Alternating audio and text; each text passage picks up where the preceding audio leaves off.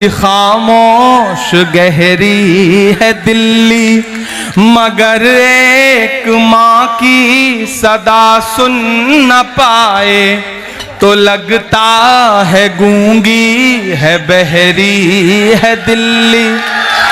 वो आंखों में अश्कों का दरिया समेटे, वो उम्मीद का एक नजरिया समेटे, यहाँ कह रही है वहाँ कह रही है, तड़प करके ये एक माँ कह रही है कि नहीं पूछता है कोई हाल मेरा, कोई ला के दे मुझे लाल मेरा।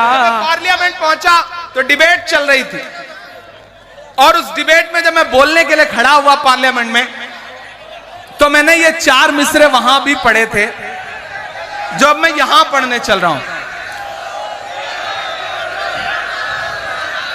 अच्छा, हाजी साहब की बात पे इतना लब्बैक कहते हैं लोग, इतना आमीन कहते हैं लोग कि हाजी साहब कहते हैं उठ जाइए तो फिर ये उठ जाते हैं, बैठने को कहते हैं तो बैठ जाते हैं।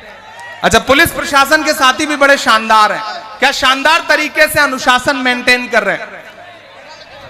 वो पुलिस विभाग में हमारे उत्तर प्रदेश में हुआ है कि एक दिन एक दरोगा जी कुएं में गिर गए। अनुशासन का, डिसिप्लिन का महत्व क्या होता है कि दरोगा जी कुएं में गिर गए, जा रहे थे, रास्ते में अंधेरा था, देख नहीं पाए, गिर गए।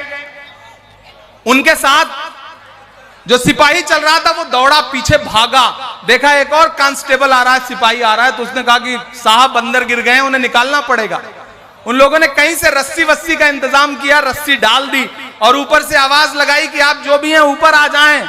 साहब दरोगा जी ने रस्सी पकड़ी और रस्सी किसी तरह से चढ़ते चढ़ते चढ़ते चढ़ते जब कुएं के बिल्कुल बराबरी पर आ गए और बाहर ही निकलने वाले थे, इतने में उस कांस्टेबल ने देखा रही है तो हमारे दरोगा जी हैं। उसको डिसिप्लिन याद आया, उसने रस्सी छोड़ के कहा जय हिंद सर। दरोगा जी फिर नीचे, डर के दोनों भागे। फिर एसपी साहब को पता चला कि कोई एक आदमी है जो गिरा हुआ है। एसपी साहब ने रस्सी वस्सी मंगवाई, रस्सी डाली और कहा बाहर आ जाओ। दरोगा जी ने रस्सी पकड़ी और रस्सी पकड़ के किसी तरह से बिल्कुल जब बराबरी पर आए और निकलने वाले थे, इतने में दरोगा जी ने देखा अरे रस्सी पकड़ के खड़ा हुआ आदमी तो हमारा एसपी है। उन्हें डिसिप्लिन याद आया दरोगा जी को जो खुद लटके हुए, तो उन्होंने कहा जय हिंद सर, फिर नीचे। ये डिसिप्लिन बहुत परेशान करता है, लेकिन मैं सैल्यूट करूंगा जिस नेक तरह से, जिस मोहब्बत के साथ आज के इस कार्यक्रम में पुलिस प्रशासन ने व्यवस्था बनाई है। एक बार जोरदार ताली करौली प्रशासन के लिए। तब मैं ये बंद पढ़ रहा हूं साहब। मेरे ईमान की अकीदत को सलामत रखना, मेरे मौला मेरे भारत को सलामत रखना। यहाँ चेयरमैन आप ही है ना, इसलिए मेरा मस्कन मेरी जन्नत को सलामत रखना, मेरे मौला मेरे भारत को सलामत रखना। बंद सुनना, इरशाद कि तूने नफरत का जो बाजार सजाया हुआ है, क्या कहना बाबा, तू ये कहता है मुसलमान पराया हुआ है। और अब जो 2 मिसरे हैं उन्हें सुनना।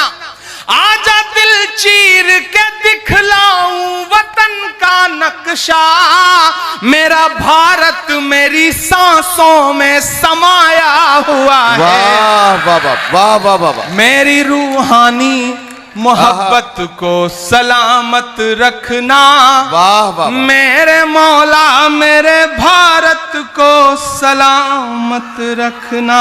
बहुत शुक्रिया, बहुत मोहब्बतें।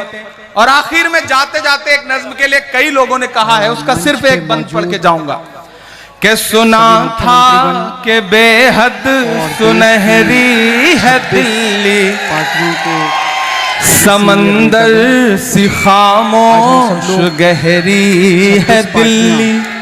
सुना था कि बेहद सुनहरी है दिल्ली, समंदर सी खामोश गहरी है दिल्ली, मगर एक माँ की सदा सुन न पाए तो लगता है गूंगी है बहरी है दिल्ली।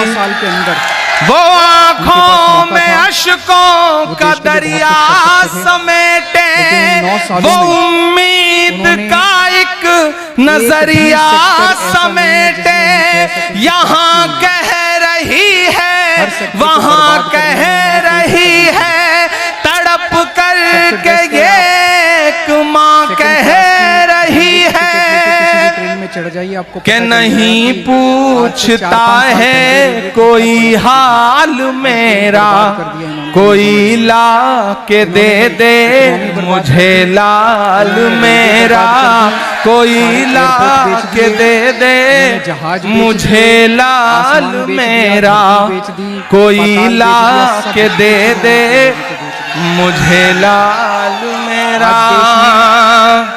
और करौली वालों, युवा दुखी है, बहुत कुछ सुनाना था, लेकिन वक्त की अपनी मजबूरियां हैं।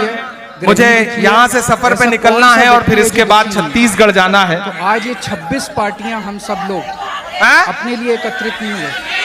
हम देश को एक तरफ बचाना है। अच्छा, एक और, जिस तरह से पूरे देश के अंदर नफरत फैलाई जा रही है, इससे बचाना है। और दूसरी तरफ एक नए भारत का सपना लेके हम सब लोग इकट्ठे हुए हैं। अच्छा, एक नज्म का, एक नज्म के बच्चे को अच्छी शिक्षा मिलनी चाहिए, हर बीमार आदमी को अच्छा इलाज मिलना चाहिए। ये सपना ठीक है।